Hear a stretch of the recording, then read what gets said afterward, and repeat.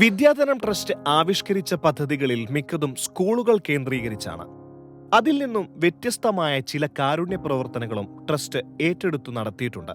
കിടപ്പാടം നഷ്ടപ്പെടുമെന്ന ഭീതിയിൽ ആത്മഹത്യ ചെയ്ത ദമ്പതികളുടെ കടം തീർത്ത് ബാങ്കിൽ നിന്ന് ആധാരം തിരിച്ചെടുത്തു കൊടുത്തതാണ് അതിലൊന്ന്. കുമ്പളങ്ങി സ്വദേശികളായ ദമ്പതികളുടെ പറക്കമുറ്റാത്ത 2 കുട്ടികളെ കരുതിയാണ് ട്രസ്റ്റിന്റെ നേതൃത്വത്തിൽ ലക്ഷങ്ങൾ തിരിച്ചടച്ചത്. ആ കുരുന്നുകൾ ഇന്ന് മുത്തശ്ശനും മുത്തശ്ശിക്കുമൊപ്പം സുഖമായി കഴിയുന്നു.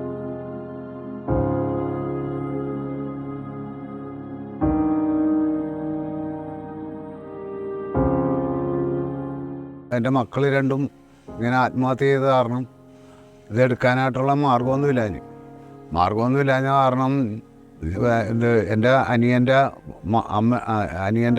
ഭാര്യയുടെ ആങ്ങള വഴിയായിട്ട് മാഷിൻ്റെ മകളെയുമായിട്ട് സംസാരിച്ച് ആ വഴി മാഷിനായിട്ട് മകൾ സംസാരിച്ച് അങ്ങനെയാണ് എനിക്ക് ഇത് കിട്ടാനായിട്ട് സാധ്യത.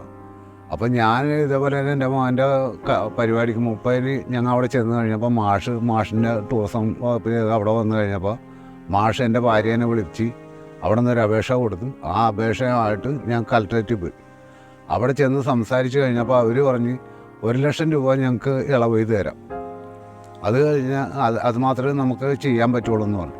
അങ്ങനെ അത് കഴിഞ്ഞ് ഇവിടെ വന്ന് കഴിഞ്ഞ് ഒരു 2 ആഴ്ച കഴിഞ്ഞപ്പോൾ ഈ ഇവിടുന്ന് സഹകരണ ബാങ്കിൽ നിന്ന് ആ മാഡം വിളിച്ചേച്ചും പറഞ്ഞ് നിങ്ങൾക്ക് 1,00,000 രൂപ ഇവിടുന്ന് ഇളവ് ചെയ്തിട്ടുണ്ട്, പിന്നെ ഇനി അതിനകത്ത് ഇളവൊന്നും വേറെ ഒന്നുമില്ല, ഇനി നിങ്ങൾ ബാക്കിയുള്ള കാശ് അടക്കണമെന്ന് പറഞ്ഞു.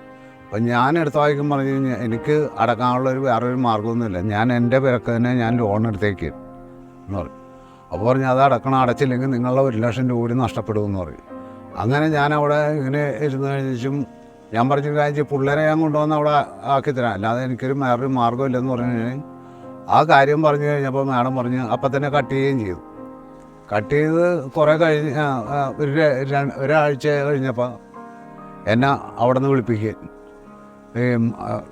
ആനപ്പൻ ചേട്ടൻ എത്രയും പെട്ടെന്ന് സഹകരണ ബാങ്കിലേക്ക് വന്നെന്നും പറഞ്ഞുകൊണ്ട് വിളിപ്പിച്ച് അവിടെ വന്നാണ് അവർ ഈ പരിപാടിയെല്ലാം റെഡിയാക്കി എനിക്ക് ആധാരം എടുത്ത് ഈ സെൻറ്റ് പീറ്റേഴ്സ് സ്കൂളിൽ വെച്ച് എനിക്കത് കൈമാറിയത്.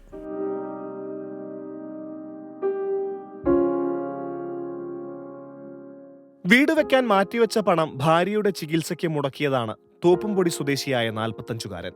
തന്നാലാവുന്ന വിധം നല്ല ചികിത്സ നൽകിയെങ്കിലും കാര്യമുണ്ടായില്ല. ഭാര്യ മരിച്ചു. 2 കുട്ടികളും മുത്തശ്ശിയും അടങ്ങിയ കുടുംബം അന്തിയുറങ്ങിയത് പ്ലാസ്റ്റിക് ഷീറ്റ് വലിച്ചു കെട്ടിയ കൂരയ്ക്കുള്ളിൽ. പുതിയ വീടിന് അടിത്തറ കെട്ടാൻ പോലും പണമില്ലാത്ത അവസ്ഥ. ഈ കുടുംബത്തിന് മുന്നിലേക്കും വിദ്യാധനം ട്രസ്റ്റ് സഹായഹസ്തവുമായി എത്തി. സാർ ഞങ്ങൾക്ക് ചെയ്ത സഹായം അടിത്തറ കെട്ടാനുള്ള എല്ലാ മെറ്റീരിയൽസും എടുത്തു തന്നായിരുന്നു. ഭാര്യ ക്യാൻസർ രോഗിയായിരുന്നു, അപ്പോൾ പെട്ടെന്ന് മരിച്ചു പോവുകയും ചെയ്തു. വേറെ ആകെ സാമ്പത്തിക ബുദ്ധിമുട്ടായിരുന്നു ഞങ്ങൾക്ക്. അത് സാറിനൊക്കെ അറിയാവുന്ന ഞങ്ങൾ, അതുകൊണ്ടാണ് സാർ സഹായിക്കാമെന്ന് ഞാൻ പറയുന്നത്.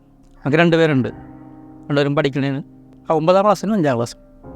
അല്ലലില്ലാതെ കുട്ടികൾ പഠിച്ചു വളരണമെന്ന ചിന്തയാണ് ട്രസ്റ്റിനെ ഇത്തരം പ്രവർത്തനങ്ങളിലേക്ക് വഴിതിരിച്ചുവിടുന്നത്. മെയിനായിട്ട് ഇപ്പോഴും ഫോക്കസ് എന്ന് പറയുന്നത് വിദ്യാർത്ഥിനികളാണ്. അത് ഓരോ വിദ്യാർത്ഥിനിയുടെയും എന്താണ് അവരുടെ കഷ്ടപ്പാട് എന്ന് നമ്മൾ മനസ്സിലാക്കിയിട്ട് ഇതിൻ്റെ ഉദ്ദേശം ഇത്രയേ ഉള്ളൂ.